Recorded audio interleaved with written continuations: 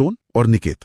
Ecotone क्या है? Ecotone दो अलग अलग पारितंत्र के मिलने की जगह है।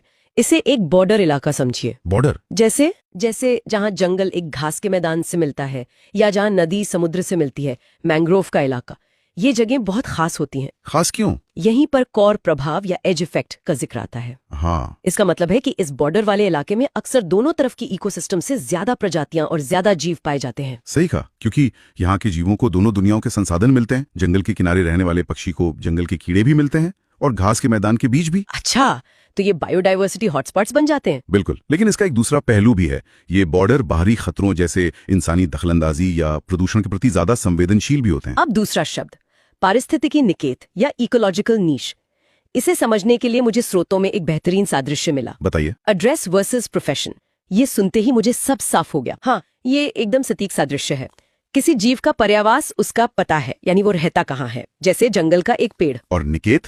लेकिन उसका निकेत यानी नीश उसका पेशा है, यानी वो उस जंगल में करता क्या है, वो क्या खाता है, उसके शिकारी कौन है, वो प्रजनन कब करता है, ये सब उसके पेशे का हिस्सा है। तो इसका मतलब ये हुआ कि एक ही पते पर यानी एक ही पेड़ पर दो अलग अलग पेशे वाले जीव रह सकते हैं। बिल्कुल, यही निकेत की अवधारणा का सबसे दिलचस्प पहलू है। अच्छा। एक ही पेड़ पर रहने वाली दो अलग अलग चिड़ियां हो सकती हैं।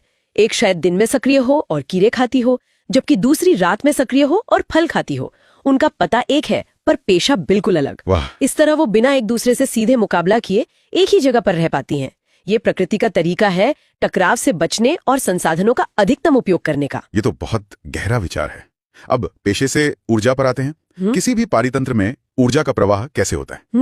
स्रोत बताते हैं कि ऊर्जा का मुख्य स्रोत सूर्य है और ये प्रवाह हमेशा एक तरफा होता है। हाँ, ऊर्जा एक बार इस्तेमाल हो गई तो हो गई, उसे रिसाइकल नहीं किया जा सकता। और यहाँ एक चौंकाने वाली बात है। क्या?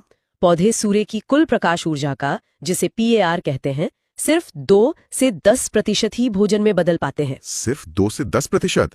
और जब ये ऊर्जा खाद्य श्रृंखला में आगे बढ़ती है तब तो और भी कम हो जाती है। हाँ, यहीं पर लिंडमैन का 10% का नियम आता है। सही। ये नियम कहता है कि जब एक जीव दूसरे को खाता है तो ऊर्जा का केवल 10% ही उसके शरीर का हिस्सा बनता है। और बाकी 90%? बाकी 90% उस जीव की अपनी जिंदगी चलाने में, सांस लेने में, दौड़ने में खर्च हो जाता है या गर्मी के रूप में खो जाता है। ये प्रकृति का सबसे बड़ा टैक्स है। टैक्स? हाँ, यही वजह है कि जंगल में आपको हजारों पौधे मिलेंगे, सैकड़ों हिरन मिलेंगे, लेकिन बाघ शायद गिनती के ही हो, क्योंकि ऊपर तक पहुंचते पहुंचते ऊर्जा इतनी कम बचती है कि वो ज्यादा बड़ी आबादी को सपोर्ट ही नहीं कर सकती।